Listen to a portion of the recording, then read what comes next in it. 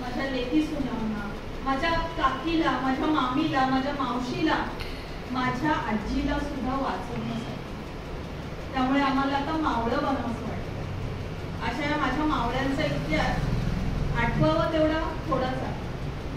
65 किलोची तलवार चालवणारा म्हणजे येसाजी, 200 सैनिकांशी एकटा लढणारा म्हणजे बाजी, हात कापला गेला तरी लढणारा म्हणजे तानाजी, आणि 8 तासात घोडा दिल्लीवरून पुण्याला आणणारा संताजी, 700 मराठ्यांना घेऊन 30,000 मुघलांना पळवून लावणारा रामजी, आणि मुघलांच्या घरात घुसून हेरगिरी करणारा बहुरूपी म्हणजे बहिरजी, सय्यद बंडाचा वार करणारा आणि हात वरच्यावर उडवणारा जिव्हाजी, अफजल खानाची शीर कापून आणणारा संभाजी कावजी, शत्रूच्या छावणीत घुसून वार करणारा धनाजी.